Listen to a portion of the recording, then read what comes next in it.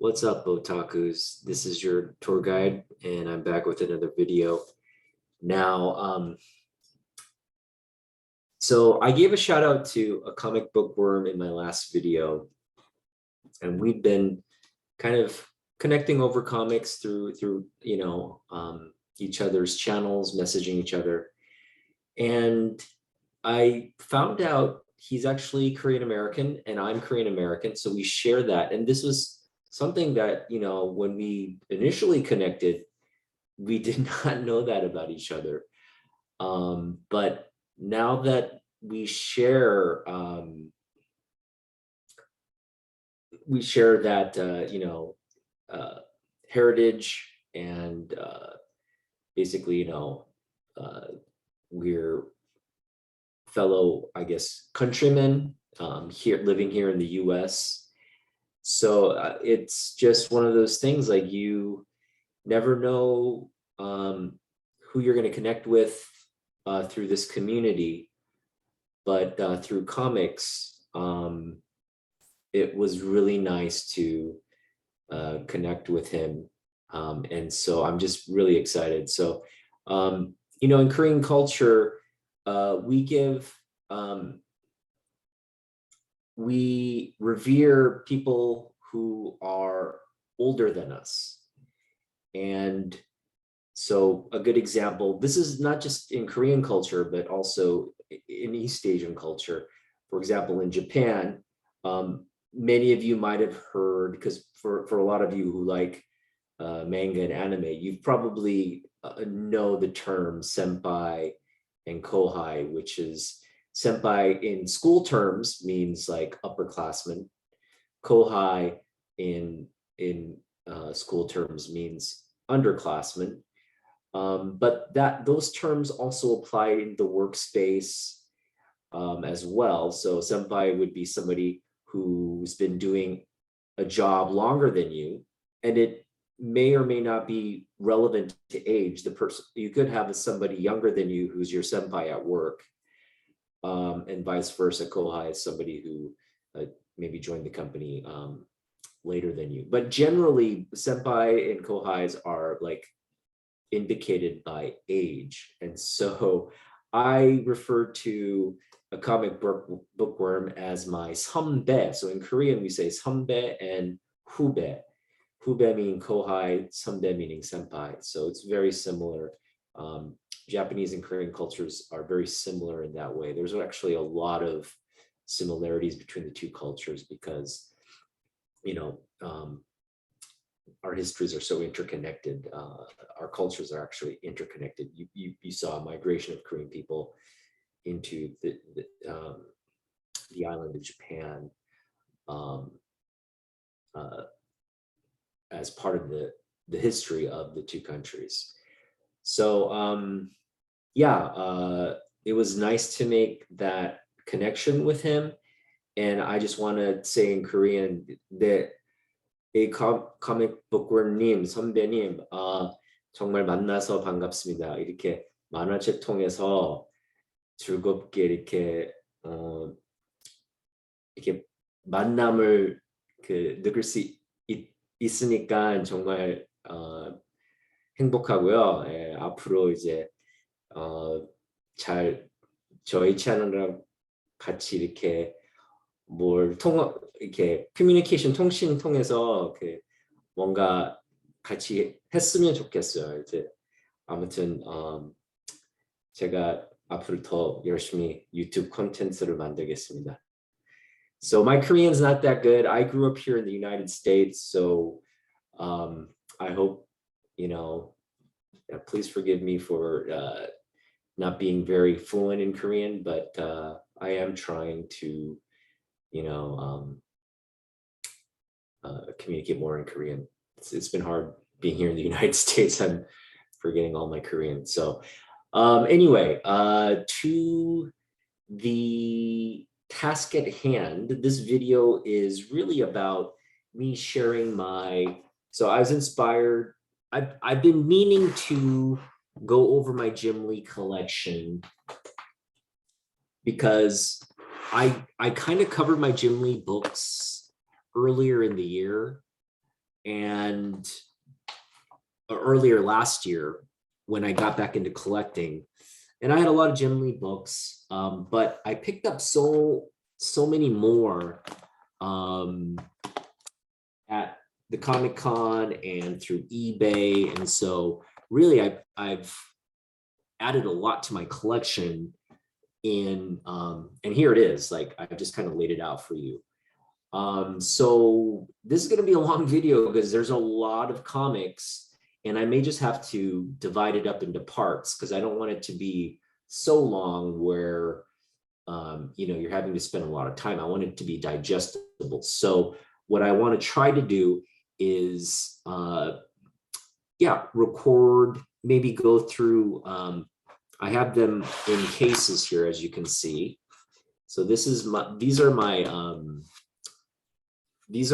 like special books, and I'll save that for last, and we'll probably just work through these like comics. So this looks, I'm gonna probably go in this order here, it looks like. Yeah, we'll start with this one, and we'll go through these each. So I'll, at the end of this stack, these stacks, I'll probably cut the video and start the next one. And so we should have some content going out over the next couple of days. So yeah, hopefully this, if you're a Jim Lee collector like I am, it'd be great to, see books in your collection. What are your favorites? I'm sure everyone has a Jim Lee comic that in their collection that they really like, whether it's for the cover, whether it's for the interior art. But ultimately, the reason you're collecting Jim Lee is because of the art. Yeah, and it's like it's not art in the sense of like a Picasso or something like fine art. But in terms of like pop culture and these characters, these superheroes that we love, I don't think you can get for me, there's a lot of great artists in the industry, and you can, there's so many to name. But for me, like if you just talk about the comic book medium, art in the comic book medium, Jim Lee is just, he's hands down like the best, I think. And that's just my opinion. But that's why I really just gravitate toward his work. And it has more, I think the reason I connected with his work on some level is the fact that he's Korean American, like myself. And so having that representation, really, before him, there weren't many like people of, I shouldn't say that, there were, but I mean, what I'm meant was there weren't many Asian Americans working on books outside of Larry Hama and Jim Lee at the time. So the fact that those two kind of trailblazed or set the standard for more Asian Americans working on books, both in a variety of capacities, writing, publishing, and of course the artwork was important. And so as a comic book collector, when I was very young, you see somebody like Jim Lee doing this amazing work, and knowing he's Korean American, it has a profound effect on you, that, hey, like, this is kind of cool. Like, Korean Americans are capable of doing this kind of work and having visibility in something that an industry or a hobby that I really enjoy. So yeah, I've been a fan since so I didn't, collect his, so if we go through the progression, Jim Lee's first comic book art is in something called Samurai Santa. And it's an independent book. I mean, it's not very well known, but his first work is in that art. And then he joined Marvel, and I believe his first book for Marvel was, I have to check the issue, but it was an Alpha Flight. He did a series, probably in the, I want to say it's in the 90s, the 90 serial number, is when he worked on Alpha Flight. Then he did some stuff for Conan, and he then did some stuff for Punisher War Journal. He did a run for the Punisher War Journal, Punisher War Journal. And then he got, he did stuff for X-Men, and then he got the full X-Men gig, which at the time, X-Men was Marvel's best selling title, and he just took it up another notch. Eventually started on Uncanny X-Men, and then started another volume of X-Men, which became the best-selling comic of all time.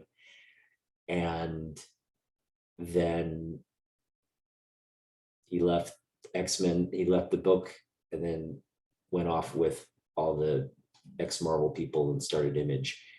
And so he worked on his, at Image, he worked on a bunch of titles. There's so many things to collect. I haven't been focused on Image stuff as much, but some of the stuff he's working on at Image is like Wildcats. He created characters like the Grifter, Sideblade. But yeah, his Image stuff is really cool. There was just a lot of Image stuff. I'm sure, you could just go back and try to collect all the covers and whatnot. I just haven't bothered to do it because it's pretty voluminous, and a lot of the Image books just aren't worth a lot because they've been overprinted, and the demand isn't as strong, just because I think, for whatever reasons, those books were immensely popular, but over time they just lost the collectability. And then he came back to DC, and he did a run. He joined Batman Hush and did that. That was, again, like, immensely popular. It sold a lot of issues. A lot of people say it's probably the best comic book run, one of the best comic book runs or Batman stories ever written. So he came back with a vengeance. He kind of like, during the Image days, he was being more of like an executive, publisher. He kind of stepped away from the creative side. But when he came back to DC and started really just getting back to basics, it was amazing. And that Batman Hush is still like, an expensive book. A lot of people love that comic. And then he did a run of Superman, Justice League, and then he just basically like kind of set the stage for a lot of where the DC continuity ended up and was heading. And now he's the chief creative officer, so he's in charge of all the editorial and publishing sort of work for DC.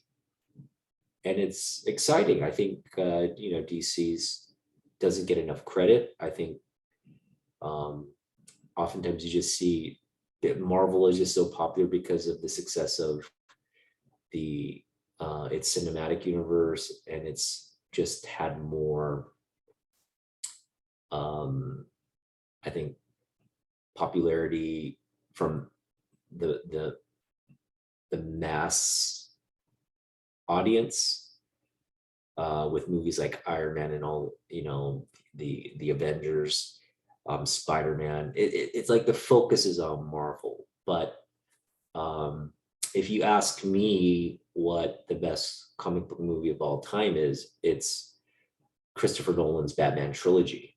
That blows anything. That blows anything that Marvel has done out of the water. Like, in terms of just story and just a cinematic experience. I think a lot of you will agree with me, but it's just DC hasn't done it consistently across the entire. They haven't tied the universe together. That trilogy is sort of like a standalone, but again, better than anything Marvel has put out. I'm sure, if you disagree, feel free, but I'm kind of getting away from what this video is meant to be. So let's get right into the comics. I'm just going to disappear from the screen here, and we'll get into it. So just let me open this up here. These books aren't necessarily, I tried to put them in order, so hopefully they're in some kind of, but I mean, so I guess we'll start with, I wish they were in chronological order like I went through, but again, I want to focus on the books that are of relevance, or actually the keys in my collection, I should say. And what I want to point out is I do have books at CGC right now, and those books, so I have, for example, X-Men 248, which is his first book on the X-Men. That's signed, so it's getting a signature series label that'll come back. I also have Superman 204, which is signed, and also a Batman 612, which is the second print variant cover where he's on. So it's basically the two mirror. And these are books that I've shown on my Instagram, but essentially I got them signed. I took pictures, I posted them on Instagram, and then they got submitted to CGC. And that was back in early November, during Emerald City Comic Con. So they're just sitting at CGC right now. That status hasn't changed. They're just waiting to be pressed and graded. And I will share those when I get them back in a CGC unboxing video, but who knows when that will be. We're just waiting on them. So those three books you will not see in this collection, but just know that those books are there. And so those three, we're just waiting from CGC. Okay, everything else is part of this collection. So we'll start with right here. This is a comic. It's an image book. I don't know too much about it, but it's called Divine Right. And this is one of the variant covers. And I did have a chance to buy, I think I saw 3 variant covers. So it was like the standard cover and then 2 variant covers. And I had an option to buy all 3, but I decided just to get this one. It's a cool cover. I haven't read this comic yet. I just really bought it because it was a cool cover. It's Jim Lee. It's a Jim Lee book. And yeah, this female character looks really badass. She's got a lot of guns. And of course, this is sort of the 90s style, right? But yeah, this is Divine Right 1, a variant cover. Okay, next we've got, just gonna stack these books here as I go along. And next we've got Wildcats Number One, which is, this was sort of, I guess, the Jim Lee book.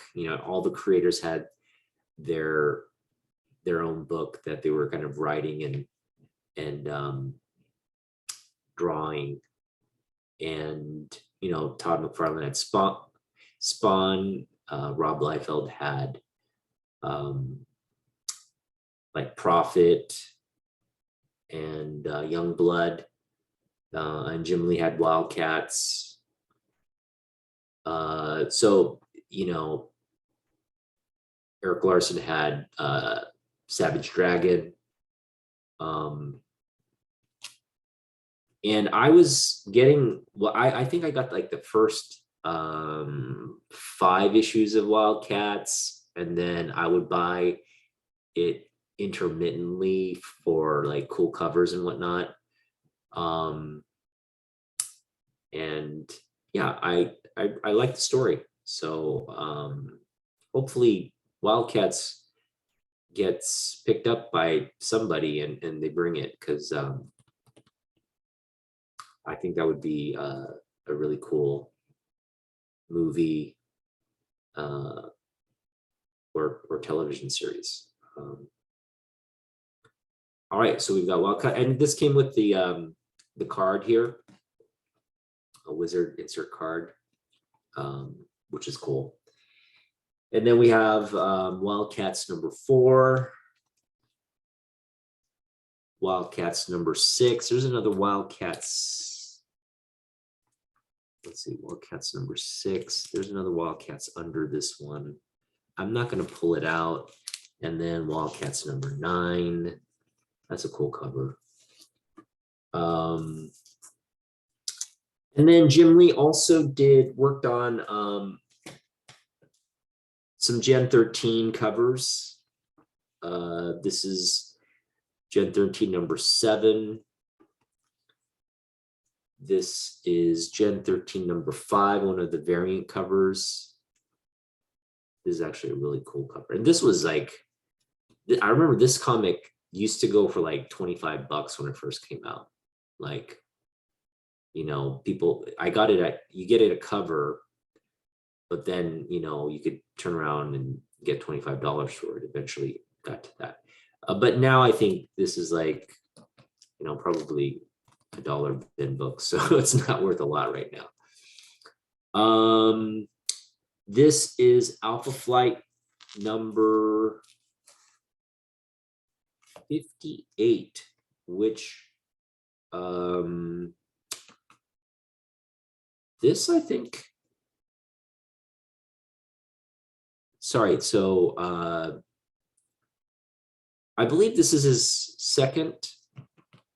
first or second work. I think second. It's not his first work. Yeah, his first work is a yellow cover. So this is like his second book, second or third book on Alpha Flight. And he did that cover. So this is like an early Jim Lee cover. Kind of very different from what we know his art style to be. But this is kind of like rookie Jim Lee cover art. Really, really cool stuff. And I forget to mention, he did come back and do, so, after Image was launched, he did come back to Marvel to do Fantastic Four. He did a run for Fantastic Four. I loved his art on Fantastic Four, but for some reason, Fantastic Four was not a favorite for fans, and I'm perplexed as to why, because look at that Doctor Doom. I mean, that's just an awesome Doctor Doom. And so this is Fantastic Four.